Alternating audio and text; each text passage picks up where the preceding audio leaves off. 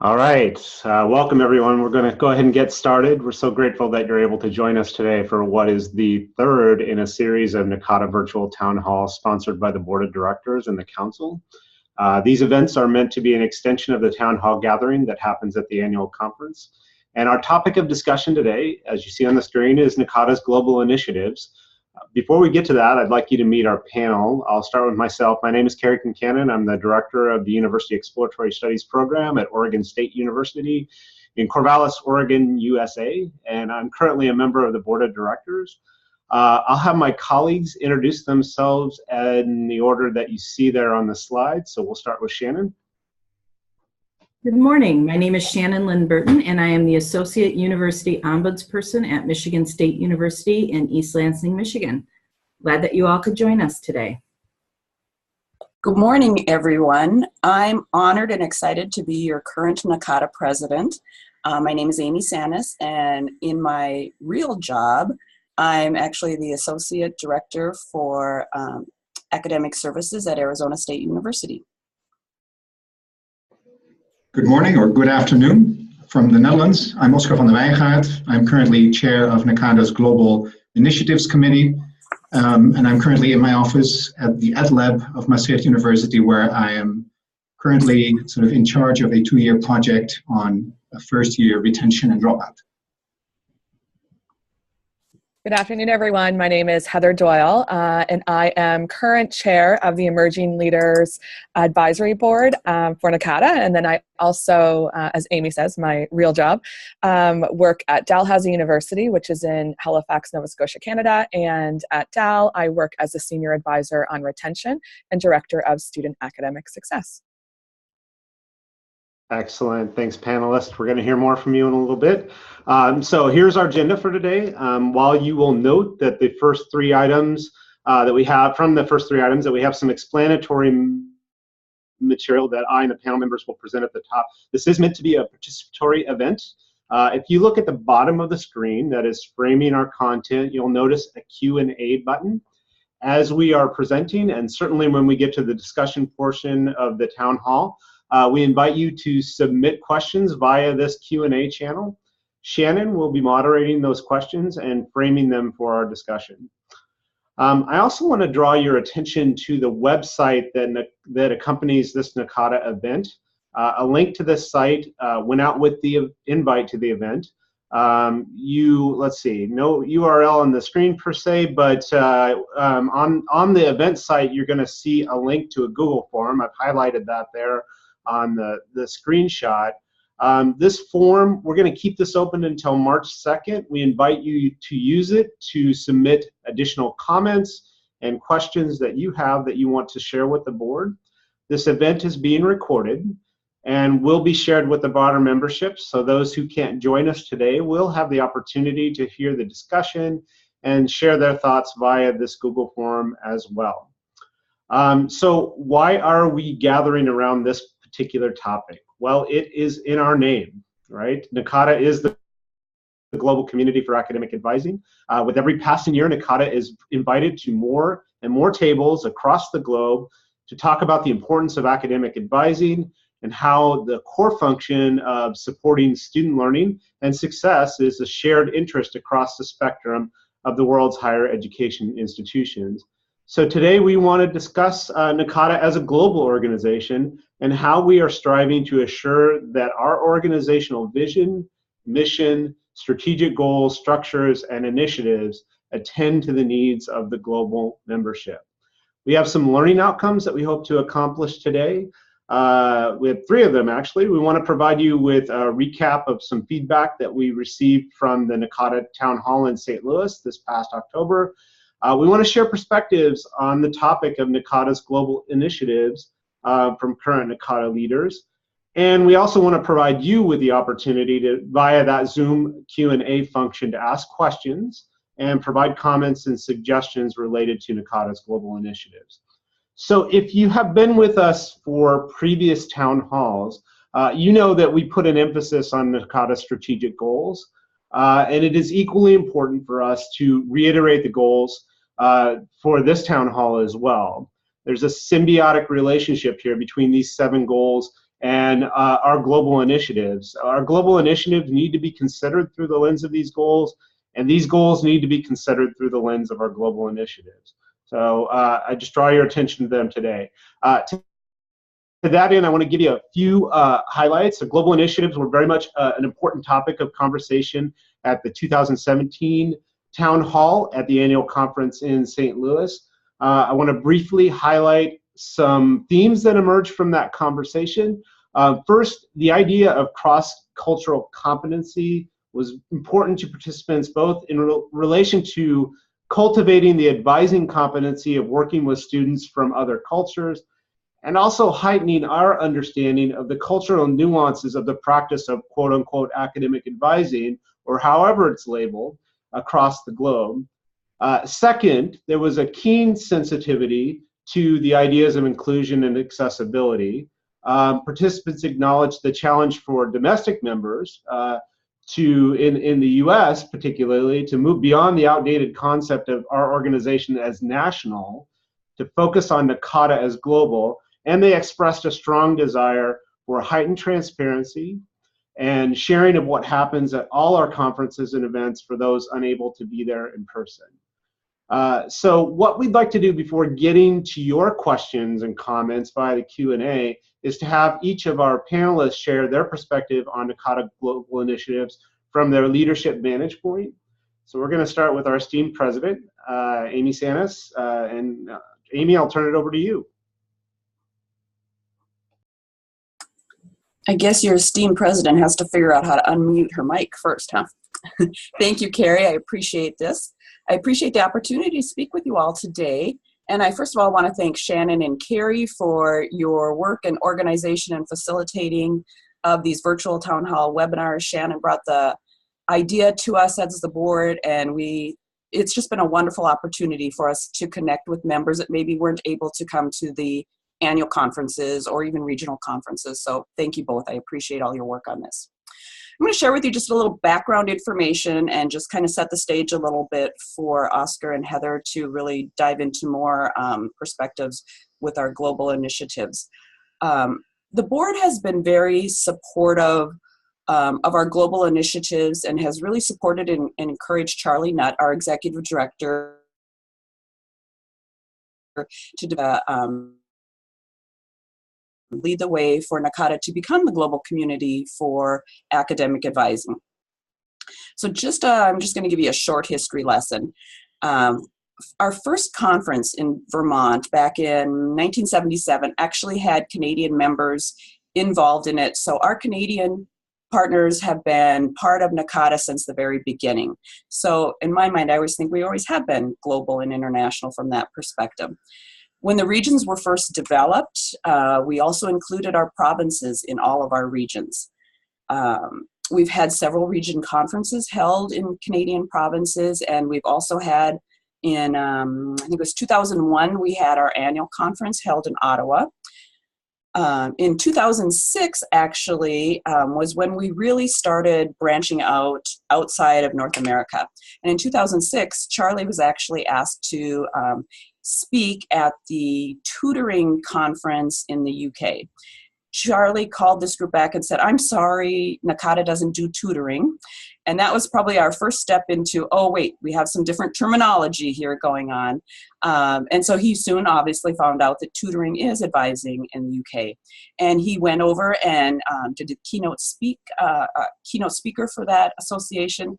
And he found out in the first 20 minutes that people globally have some of the same issues as those of us in North America. We all are dealing with the same concerns and issues with student success and supporting our students. So after that, the next couple of years, the UK and the Higher Ed Association over there and NACADA partnered on doing some global conferences over in the United Kingdom. And then in 2013, to check my date here, yeah, in 2013, NACADA actually started doing our own international conferences and sponsoring our own international conferences. And our first one was held in Maastricht in the Netherlands. And we have offered an international conference every year since then, going forward. And then just backtracking a little bit, in 2008, the board, under our president then, Casey Self, voted to adopt the tagline, and that's when we began using NACADA, the Global Community for Academic Advising. That just became our tagline, and we continued with that. In 2012, the board voted to include a global focus as we focused on our strategic goals, to be sure that we always include that global focus as we talk about it. Then in 2013, the board under Joanne Daminger established the Global Initiatives Committee, which this committee was initially focused on helping develop the international conferences. And recently we have created an advisory board for the international conferences, and this has allowed the Global Initiatives Committee to move to more initiatives beyond the conferences. And I'll let Oscar probably talk about that work here in a little bit. We've also moved on and had many requests for consultants to visit and speak internationally. We've sent some of our members and Charlie to Qatar, Abu Dhabi, the UK, Peru, Italy, University of Beijing, Charlie was speaking at recently. So we've sent a lot of our consultants from our consultants bureau over and doing consulting work, but we've also had groups of international folks coming over to the United States and to Canada and through our regional conferences to visit our institutions.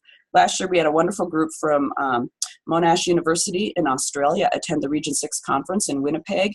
And Charlie and I were very fortunate to do some consulting work with them at that conference. They also worked with Yvonne Halden from the University of Manitoba while they were there to see the connections between those institutions. Then we officially changed our name to NACADA, the Global Community for Academic Advising, in 2017. So it's official now. I'll move on to just some quick current stats. We actually have 13,000 plus members. Of those members, 360 are from our Canadian provinces, and another 161 are from other international members. They're representing 35 different countries at this point. And just a side note too, our last international conference was in Sheffield, and we had 220 delegates from across the world representing 18 countries. So truly getting to that global focus. We have allied memberships. We have a couple from Canada, Manitoba Advising Professionals, and then we also have Ontario and British Columbia have some allied groups coming and going. And we also have one that's called UCAT, which is the UK Advising and Tutoring Allied Membership. We're really working to intentionally incorporate more global members into our committees and our advisory boards. And throughout the years, we know that this is really a critical piece for the association to become more global, is that we have to have those voices at our tables and in our groups that are making some of these decisions. So through the years, we've had lots of great Canadian representation in all three divisions, and now we're really working on moving into getting other members on these work groups and chairs and committees. And I'll wrap up with some exciting global, and what I call exciting global initiatives anyway. Charlie now, he has been so focused and working on a lot of these international projects, and we finally have gotten him help to do this. We now have a half-time person, Rhonda Baker, who is moving to working solely on global initiatives. So she can help support him, help set up all these events and things that we need to do, all the speaking things. They're also working on, again, this allows her to focus solely on the international conferences and freeing up the committee to work on other initiatives like I mentioned before. We're also working on translating NACADA publications into other languages. We'll have a global website coming up soon, if it's not up yet, where you can find those publications. We're having other countries requesting allied memberships that we're working on. We have countries outside of, that are non-English speaking. It's been kind of focused on the English speaking countries, but now we have non-English speaking countries that are hoping to become allied members that we are working with. We had a really exciting exchange visit that I think has some potential to develop more of these. After the Dubai conference, we had invited seven students from Zayed University that came over to Kansas State and worked with the executive office and visited Kansas State and went to some different institutions in that area. And then Charlie and Dean Mercer were fortunate to take 7 of our Kansas State education students over to Zayed University to experience Dubai and that educational area. So those are some of just basic, there's lots of other opportunities that we have going on. And finally, the one thing that I'm most excited about right now is to announce that we have elected our first non-North American member to the board of directors. And actually, he's our next panelist. And so I'm going to turn it over to Oscar for him to share with you what's happening in his world. And Oscar, congratulations on being elected to the board. We're so excited to have you join us in this next year. Oscar? Thank you, Amy. I'm quite excited as well. So it was great to see that despite the fact that we have a growing international membership, but there aren't that many of us, put it like that, but that there was sort of this shared idea apparently that it would make sense to elect someone who is not from North America into the board. So, and I'm honestly a bit humbled by the fact that that would be me, but I'm looking forward very much. So I want to say a few things about what the Global Initiatives Committee has been working on, some of the things already mentioned by Amy, but also sort of backtracking just a little bit back to 2007 when I joined NACADA, or actually joined before, but the first time I participated in an event was the Summer Institute of 2007 in Burlington, Vermont, which really was an eye-opening experience for me in more than one way. But the interesting thing is we talk a lot about how advisors across the world in the end all want the same things. And I recognized that, and I recognized how far advanced NACADA was in not just facilitating the kind of events they were doing, but also in the development of theory, and if you will, even the philosophy of advising. And I compared that to the situation in the Netherlands. And with all due respect to all my Dutch colleagues, but I saw that there was a clear difference. But I also noticed right away that there were definitely cultural differences as well. So that immediately sort of put things into an interesting context. Sort of, if NACADA wants to be more international, as it was already talking about back then, what does that really mean? But we've made quite a few steps, and indeed one of them was the establishment of the Global Initiatives Committee, the first chair being Karen Sullivan-Vance, and I sort of took over that position a year and a half ago. And as Amy said, I think initially we were more or less like the advisory board for the international conferences, thinking along, working with a group of people who, most of whom had been involved in organizing one or more of these international conferences. So there was a lot of dedication and also a lot of know-how there. And it was necessary because it was a new thing. So it made sense for our committee, I think, to sort of focus our energy very much on supporting those in the executive office in setting up these conferences. But indeed, now there is a sort of a separate advisory board who is taking over that role, and we can focus more on the projects that were already there, but that sort of had to compete with sort of this role in sort of supporting the conferences. So another thing that we've been working on so far, maybe a little bit on an ad hoc and individual level, was supporting members from abroad. Maybe in this conversation we can talk a little bit about the proper way of referring to those members from abroad. We sometimes say if we're a global association, we don't have international members, but let's call them international members for now. Many of them we have tried to help with becoming aware of the fact that they could publish in the NACADA venues and also supporting them. And it will be interesting to see how we can sort of link those initiatives closer to what the new research center can do in giving writing support to any member, but particularly also paying attention for those who are not in North America. Another thing, as Amy also mentioned, is that we have been working very closely with other organizations. The two that are mentioned here, maybe more so until now than others, but this is just sort of a process where I think many others will be involved as well. UCAD is the British allied group for tutoring and advising, because they turned out to be more or less the same. Really sort of instigated through working with NACADA. LVSA is the association for my own country, the Netherlands, which has been around quite a bit longer, but particularly since the conference in 2013 in Maastricht, I think many Dutch advisors have become aware of all the new perspectives and interesting ideas that could be gained and developed from working with NACADA. So actually the following year then, in 2014, LVSA and NACADA together organized a research seminar, as we called it, in the Netherlands, which was also attended by people from Germany and Belgium and the Netherlands and the UK. So that was a little sort of mini international event focusing on the topic of research. Within the group, we're also looking at what it is about the current infrastructure that NACADA has. I mean, there's a lot of things available, ranging from programs like the Emerging Leadership or Leaders Program to sort of the website with all its information and the big annual conferences. And we're looking at sort of ways in which we can make those both more accessible to non-American members. Participating in programs like the Emerging Leaders Programs is an excellent opportunity to both develop professionally and to contribute to the association, but it may be a little bit harder the way it's done now if you're from abroad, although we've had a few international members participating already. And we're also looking at ways in which during the big annual conferences, we can do more to really show and share that we are a global association.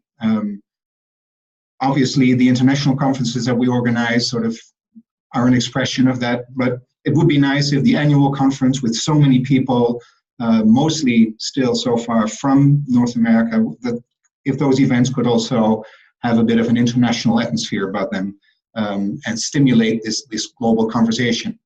And another exciting thing, and I should be a little bit careful because it is still sort of in development and in progress, but that two of the members of our committee in particular have been working on, is this idea of facilitating staff exchanges between institutions, which could be just within the US, but could also be across the world. We're working on that. We're hoping to be able to present this plan to the council soon. So that would be a very exciting opportunity as well, I think. So these are things that we have been working on and continue to be working on. And when we get to the Q&A, I'll be looking forward very much to hearing more ideas. Carrie already mentioned that quite a few interesting ideas came up during the town hall in St. Louis, but maybe we'll gather even more sort of input and exciting ideas during this session. In addition to the ongoing projects, I also want to raise a few questions that we can talk about. One I already mentioned. What does it mean to become global? This is something that we also try to talk about every now and then within the committee, because it isn't a question that you need to be able to answer a little bit before you can even think of strategies that you want to develop and initiatives that you want to develop. And I think it's an ongoing conversation. On the one hand, you could say nothing really changes. We're just widening the group of people that's involved. So it's all about making more people connected to each other. Having more people participate in the kind of experiences that we have at the annuals and the international conferences and the other events, to just get together, compare notes on how things work in the place that their institutions are and what that means for advising. On the other hand, as I mentioned, and I'll just sort of drop that here as an idea, and maybe we come to talk about it now or later when we meet in a sort of in different contexts, but is this assumption that we all share usually when we talk about NACADA's global mission, which is that in the end, we're really all the same. As advisors, we want the same for our students. And then usually we explain that by saying we all want student success. Which may make it sound as if indeed this is the same wherever you go. But then the question is it possible that student success means something entirely different if you're in a really different cultural context? If we really go to the individual experience versus sort of the collective ambitions and aspirations that people have, are we always talking about the same thing when we're talking about student success? And if not, what does it mean for still getting as much as possible out of the exchange and maybe learning even more, because it's not just about some practice things that differ, but it's really about taking sort of a fundamentally different look at what it means to be a student, to have goals and ambitions, and what it means for advisors to support you through that. So those are sort of just briefly a few ideas that we discuss and sometimes struggle with a little bit to get this clear for ourselves, and that might also be interesting for you to think about when you think about NACADA as a global community. And having said that, I happily turn it over to Heather. Hi, everyone. So thank you, Oscar. And I'm super excited to be here and be part of this conversation, mostly because my first NACADA conference was not in 1977. So I was not at the first one with Canadians in Vermont, but was in 2006. And it was really when I was starting as an advising administrator. And I went to my first NACADA conference, and I've actually been to every one since. And I was really passionate about the organization and the impact and the lens that they were taking in terms of looking at student success, persistence, and advising. And so because my experiences with NACADA had been so positive, and really, I think, helped me as a professional, I really wanted to work to make sure that other Canadians felt the same way. And so I'm really excited that this conversation is happening and we are really thinking about ourselves as a global community. So I just kind of wanted to start out. I do not speak for all 360 Canadian members, but I think that it is important to know that my lens is Canadian when talking about some of the other things that I'll be talking about today. So I wrote down lots of notes, which I probably won't even look at like a good student. But I think the first thing is really who are our students. And I think that Oscar did a really great job about talking about the dichotomy of what's the same and what's different. And I think that certainly, and I know that there are differences. I see it every time I talk with my colleagues from across the world when I go to conferences. But I think that inherently our work is that we want to help students. And that certainly looks different for every student in every context and in every area, but that's inherent to what we're doing. And so I think that having that shared lens and that shared vision is really important.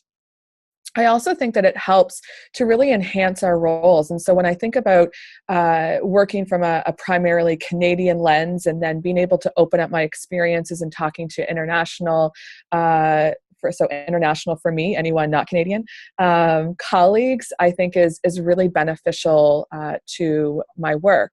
I think, though, it is important to think about, and I'm going to skip around with my bullets a little bit, what does being global look like? So I really reflect on this a lot because I think that as we move to more of a global community, one of the things that Canadians often struggle with is that we're not really considered part of the international audience, even though we consider ourselves international.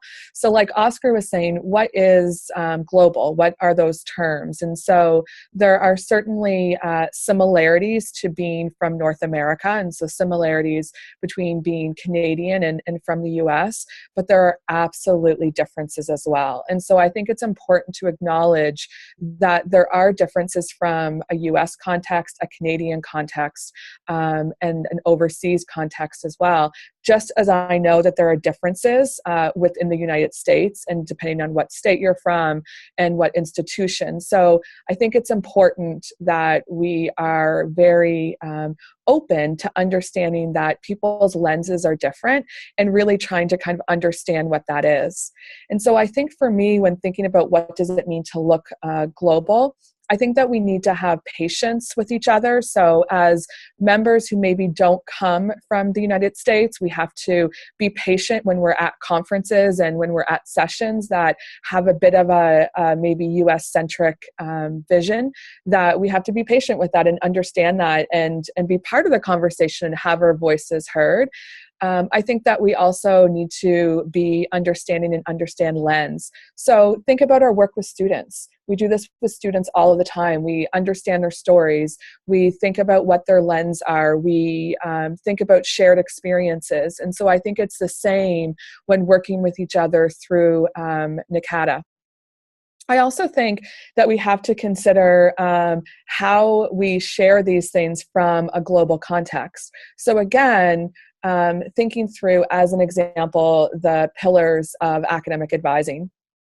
So I feel really strongly in that these, like our competencies, CAS standards, the concept of advising, it's absolutely can be applied in different audiences and in different cognitive contexts. So just like you have to consider your context when looking at anything, any session that you go to, any webinar that you're at, it's not always going to be 100% applicable to your situation. So you take what you can and you apply it. And so I really wanted to stress the importance about thinking about that in terms of the pillars of academic advising, but specifically the competencies that NACADA has recently put out, because I think that's the most recent publication. You can see there's some words on my board behind me. I swear that wasn't planned for this webinar, but it works out well that I've got the competencies kind of listed out behind me. But I think what's important to talk about with the competencies is from a Canadian perspective, we have other competencies. We have Caucus, which is our Canadian Association of Universities and Student Services, and they have recently released competencies as well within the past year that are founded and have a foundation in the NASPA and ACPA competencies, but are from a uniquely Canadian perspective and focus on some of the issues that are uniquely Canadian. And so I think that thinking about the NACADA competencies, it doesn't have to be an all or nothing. And so as an administrator, I work on looking at the CAS standards, looking at the NACADA competencies, looking at the Caucus competencies, the concepts of advising, and thinking about how do I kind of bring those together to make sense with my advisors and working with my advisors and on our professional development and ensuring that we are really working with students intentionally. And so I think that there are certainly ways to do that. I won't go into lots of detail today. But there are NACADA webinars on using the core competencies, and I know that I have a video in some of them talking about some of the ways that I've used the core competencies from a Canadian perspective, and would be happy to talk to anyone around that. I think that certainly we have had lots of different participants in lots of different communities, advisory boards across NACADA. Again, some of those are, Amy talked a lot about the Consultants Bureau, and I have been lucky enough to work with them and to think about what that looks like from a Canadian perspective. But also I wanted to specifically mention the Emerging Leaders program. The Emerging Leaders program really is such a great initiative from NACADA and was developed a few years ago and is led by the membership, but specifically with Lee as our representation from NACADA. And what the ELP program does, the Emerging Leaders program, is it's really focused on ensuring that the NACADA leadership is reflective of the membership. And again, it's a really intentional approach for that. And so it looks at underrepresentation of leadership and how to kind of fix those gaps and how to ensure that the people in our leadership are reflective of the membership. And so, as Amy mentioned, and congratulations again to Oscar as the first, I will say, international member of the board. And so I think it actually is North America included, so Canadian included, beyond the US. And so I think that's a really great example. And so it's 2017. We've had Canadian members since 1977, and Oscar is our first international member on the board. And so that's really kind of what NACADA and ELP is looking at. And so I think that opportunities like the ELP program to help increase our representation for all groups in NACADA, helping with opportunities to leadership, so groups that you can be involved in, advisory boards. And I think that that's really the other piece that I want to end on to allow opportunity for others to ask questions, but is that really you want your voice to be heard. And so thinking about ways for you to be involved as an international or global member in terms of thinking about presentations, thinking about commissions or advisory groups or regions that you might want to get involved in. But I also think even kind of not even at that level, but when you are at conferences, when you are at webinars, when you are talking to colleagues from different areas, to bring up your voice and your lens. And to ask questions and to be curious and to be inquisitive. So I think that as professionals, the more that we can understand about higher education across the globe, then the better work that we are going to do at our own institutions and with our students, which I think is really what our ultimate goal is. And so with that, I will turn it over to either Carrie or Shannon, I think. Thank you, Heather. It's my turn, actually. So we're going to now open the discussion portion of our town hall. In order for this to move smoothly, I do have a couple of housekeeping notes. First, as our panelists respond individually, there may be a bit of back and forth as Zoom switches between them on the screen. We apologize in advance for any inconvenience that this might create. Second, please enter any questions that you might have into the question box on Zoom. I will be moderating them and sharing them with our panelists. Third, questions and responses will continue until the final 5 to 10 minutes of the scheduled time. Finally, for those who have questions but don't feel comfortable having them answered live, all attendees have been provided a link to the Google form to provide further feedback. Please note that you don't need to have a Google account to enter responses onto this form. So with that, I'm going to open it up to questions. And we already have our first question for our panelists. And it goes back to what Amy was talking about in terms of the allied memberships. We have a question about what are the benefits of being an allied member? Well, since I brought it up, I guess I should probably answer that. So allied memberships, the benefits are that organizations can create a smaller group sometimes, like, for example, in the States, it would be like a state organization that they're affiliated with NACADA, but the members of the allied group don't have to be NACADA members, but the association, the allied group, has to be a member of NACADA. And so obviously we encourage the members of the allied group to also be NACADA members, but it's a way to create like state groups, smaller groups that are focused on different issues and meet on a regular basis sometimes. And the benefits are that you can then you can use NACADA resources. You can get NACADA mailing lists, and we have mailing lists back and forth. You can also identify yourself as an allied member of NACADA, the Global Community for Academic Advising, when you move forward. You can also I'm just trying to think of this. And there's also benefits, obviously, for NACADA. Then we encourage, we're there to help support you. We're also there to provide any resources that you need. So the reason that some of the global or the outside of the U.S. countries are interested in this is that they may want to have some more localized conferences and things like that, but then they also get the support of the association.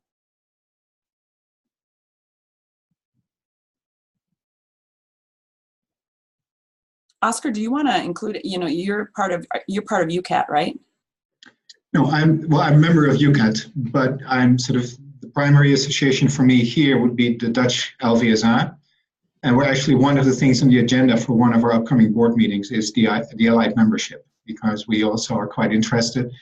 As I said before, we have done a few things together with NACADA without any formal connections being there. But we feel that there might be a lot of benefits in actually making that slightly more formal. So yes, we're exploring that, and I'm sort of expecting actually that we will go ahead and apply for allied membership sometime later this year. Yeah.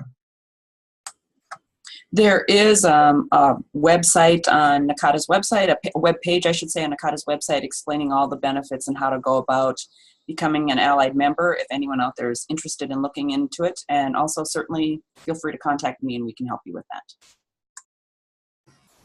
Okay, great. Thank you, Amy. Thank you, Oscar. We have an individual from our audience that wants to know if we can share additional details about the proposed global exchanges at this time.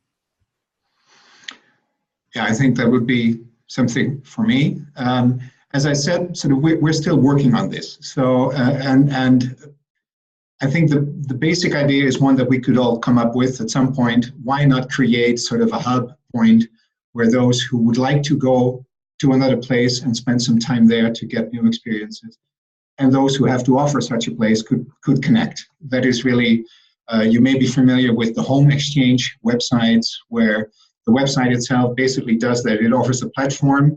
The better ones have a few mechanisms in place to avoid sort of all kinds of unwanted exchanges going on, or and we're looking into a structure that would work somewhat like that. But as this still needs to go to the first sort of steps of approval outside of our committee, I think it's a bit premature to say too much about it, and to definitely say anything that might come across as a commitment or a promise that this is going to happen. And just in order to make sure that the proposal we end up submitting has the potential of being accepted, maybe I shouldn't say too much about it now. I don't want to sound secretive, but we're still exploring. There's always quite a few issues to take into account when you set this up, but that would be our ultimate goal, to just facilitate those kind of exchanges. I hope that answers the question. Great, thank you, Oscar. As we're talking about the global exchanges or even the allied membership options, what are some ways that members can connect with one another on an international level, or find out who our international members are? I can start with how you can find them. I've had this question posed to me several other times too, about how can I know who's from the Netherlands, or how can I find someone from Australia? So the easiest way is to go to the NACADA website and click on member services, and you have to log in and be a member, and you can go to the member directory.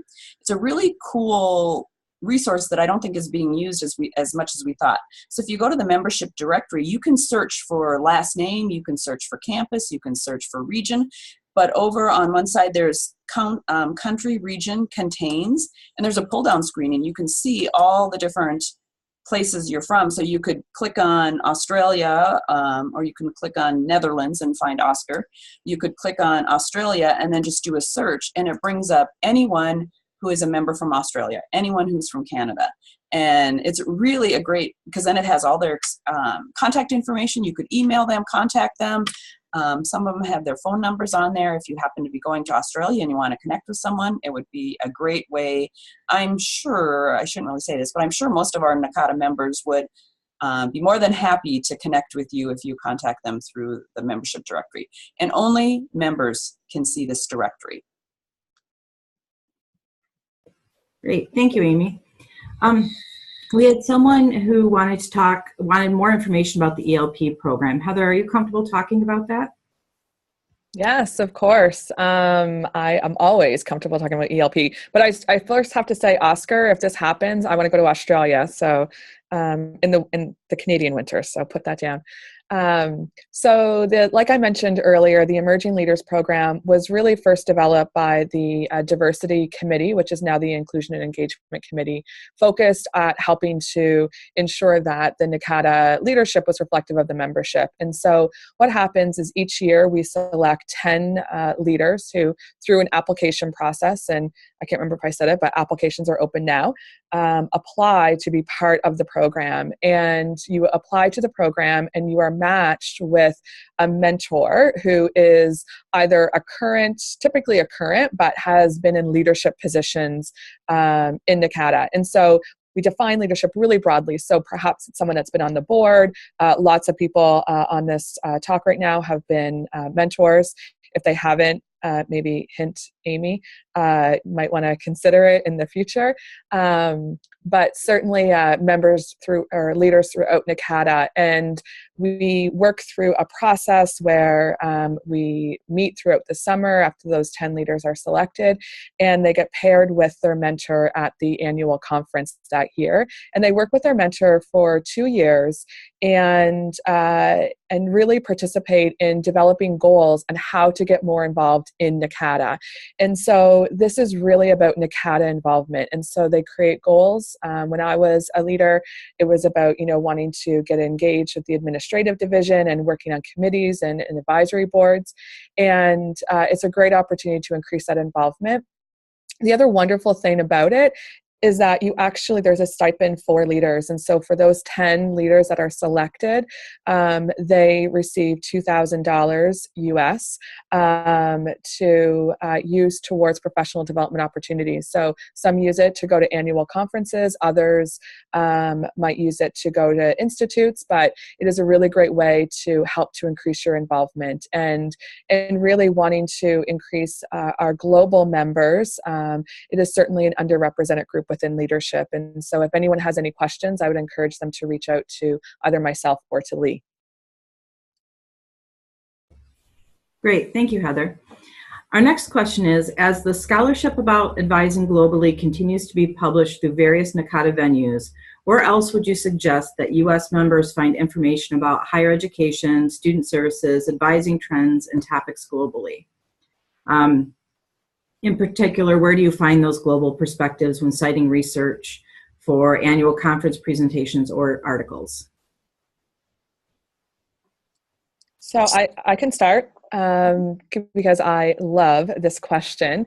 I think that, and I'll answer it both with what I think as well as a pitch, is that a lot of, in all honesty, the research related to students, to higher education, retention and persistence is U.S. centric, and so it is certainly a conversation that we have in a Canadian context. Is how do we contribute to the scholarship of advising? And there are certainly things that we are doing from those of us that are engaged in advising in Canada to help with that conversation. And so I think that it's a really important opportunity for global members to really think about contributing to the research. I think that there are, so we have a Canadian journal on student services. We have Canadian organizations, like I mentioned, Caucus, that help to support research. I also look at, I go to conferences and sessions and look at what people are presenting. And so as an example, I went to a conference not too long ago and they were talking about really a framework around retention that came out of Australia. And so being able to connect with people at conferences, a lot of times we tend to go to sessions that are really kind of specific to us, right? That really look like us. And so being able to expand, I think that, and going to sessions from international members or from other representation that might help to kind of expand your lens is a good way to go as well. Yeah, I could maybe add a few things to that. Sort of, one thing is that when I went to the UK for the first time to participate in one of what would be the UCAT sort of organized conferences, I was struck by the amount of scholarship there, which was also maybe explained by the fact that many who are involved in what is usually being called tutoring in the UK are actually in faculty positions. So maybe that wasn't a sort of a fair sort of image of, oh, these people are in advising and they do a lot of research, but it was interesting to see that. So one thing would also be to follow not only what our new research center is going to be doing, but also what UCAT, for instance, is doing. And I know that they're also working with a research group there. And no doubt, sort of UCAT being closely connected to NACADA, but there will be a lot of sort of synergy between those two. And another thing is that for those who have been at the St. Louis conference, you may remember that there was a first announcement of the fact that NACADA is working on a new venue, which is going to be sort of like the NACADA journal in terms of sort of the quality that we expect. And I say we because I'm a little bit involved in setting that up. And it's going to be peer reviewed, but the emphasis will be very much on how connections are being made between theory or general ideas and principles to local practice. And I think that in the future, that is really our ambition, that it is going to be a venue where you can make those connections despite local institutional cultural differences by raising something to a slightly higher conceptual level. That sort of from that conceptual level, you can go back again and say, okay, there was a certain situation, a certain issue in a certain type of institution, say within the US, which has been analyzed and rephrased in slightly more generic terms. And now I can see how some of those mechanisms or ideas behind it actually also apply to me. I think It's the kind of experience that all of us have when we go to conferences and attend sessions, where fairly often, or hardly ever, I should say, the institution that's presenting will be exactly like ours. But if it's a good presentation, we can make those connections and say, okay, when you call it this, that's what we call that. And sort of, and how you describe your situation is not ours, but from that I can sort of transfer that onto mine. But usually that is not yet sort of an intention in itself within the session. There are many sessions where people just are excited about this is what we do. And indeed, also because there's a little time, sort of leave it to the professionalism and imagination maybe of the members of the audience to say, okay, this is what I could do with that.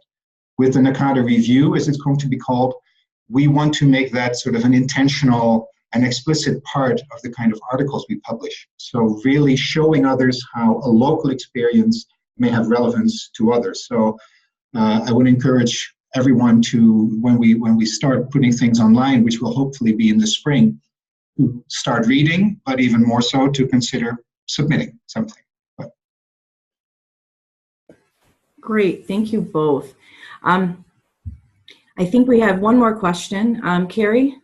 Yeah, I wanted to pop in and ask, because I was really intrigued, Oscar and Heather, both of you, I think, alluded to this, about just the nuance and the granularity. So Oscar, I think you framed this in terms of the definition of success and how that might play out in different cultures. And Heather, you went and kind of talked a bit about the pillars of academic advising and competencies and things that we defined, and how that may be defined in a U.S. context, and you may have to massage it a little bit or change it a little bit to make it play out in your culture. So I wonder if either of you might want to take on either of those questions in a little more detail. I'm really curious, maybe Oscar, if the success conversation has come up in global initiatives with some of our folks who are from outside of North America, and if they've unpacked that. Or Heather, if you've heard of other examples of people really struggling, being at odds with some of the things that we've defined as competencies or defined as pillars of academic advising.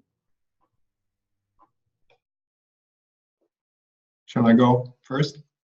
Yeah, I'm thinking of recent developments that are really very exciting, which is that in countries like China and Japan, there's also a growing interest in sort of the whole sort of the purpose and the role of advising. And I immediately have to say this is very sort of sensitive, so I don't want to make rash cultural sort of stereotypes. But I think it's fair to say also through conversations with people from Japan and China who came to conferences and they were in contact with, that we might expect slightly different interpretations of what student success means there. I think we're quite familiar with a very individualistic approach to what student success is all about. Sort of maybe it helps us stand out, not necessarily in a competitive way, but we want to help students to find their true self, you might say, and really focus on the individual. I think there may be other cultures, and it might be that China and Japan, even though that is a generalization, but could be examples of that, where sort of being a successful student is also very much seen in terms of what you will be able to contribute to the collective. So that would still sort of make it a very viable thing to say we want to further student success, but it would have to make those who are not from a particular cultural background more alert to the impact of a different cultural background when we talk about these are the kind of things that make for good advising, which may range to sort of from techniques of having good conversations to goals that you think you could set with students. And I only think this is really interesting because even if it would be true, and again, this is much more nuanced than I'm making it now, but even if it would be true that there are certain cultures that highly stress the individual versus others that highly stress the collective individual is not absent in the collective culture, and the collective is a factor for the individual. So looking at how different cultures, and in our case, particularly through advising, think and talk about how to promote these things in terms of student success will, I think, benefit everyone. So I'm really hoping that we can expand, and it started already, I think, a little bit by going into, for instance, the Arab Emirates and other parts of the world, but that global really will be, can be understood as global, not sort of just, if I may use that term, Western, but that we can really talk across cultural sort of differences and indeed sort of really celebrate them because they teach us so much. Heather. Oh. Yeah. So I'll just jump in from a competencies perspective. I mean, I think that inherent to the competencies for me anyway, and what I talk about with my staff is really the idea of social justice and intercultural competencies that really has to underline everything that we do. Because we do work with students from a range of identities and perspectives and lenses and cultures. And so one of the things that I really do like about the NACADA competencies in particular is that I know one of the things when they were first being developed, the conversation was, do they have to be, are they going to be specific? And this is like, beginner and advanced and, and work your way up. But that it really falls into those three broad categories, right? So what's relational, what's informational, and what's the conceptual. And so that's really where you have an opportunity to develop what that needs to look like based on your institution, based on your country, but based more importantly on your students. Because again, our campuses look different, the campus culture is different, and that's made up from the students. And so I think that it's really looking at those competencies from that perspective, those informational, relational, and conceptual, and thinking what that looks like. And to Oscar's point, thinking of how the work that we do looks different depending on the background and the culture of the students, and being aware of that from each student. I know that we're almost out of time, and I know someone wants to talk about Dublin. Amy, can we have you talk about the international conference very quickly? Yes, thank you for giving me that moment. So please come join us in Dublin, Ireland, July 16th through the 19th at the University College in Dublin. It's going to be a great conference, and I would love to see you all there. I need people to go out and enjoy some of the social events with me, but also to participate in a lot of the great conversations around global initiatives and global things, and to meet with some people from all over the world. So please join us in Dublin, July 16th through the 19th. Thanks, Shannon. Thank you, Amy. So let me thank all of you for participating in our live town hall webinar today. Your input and participation is valuable to the board of directors as well as our advising community. You will also be receiving a recording of this town hall to view again if you choose, as well as share it with colleagues who may not have been able to attend today. Our hope is that you continue to reflect and provide additional feedback through the Google form over the next week. Again, the form closes on March 2nd. Thanks again for your participation, and thank you to our panelists. Enjoy your day.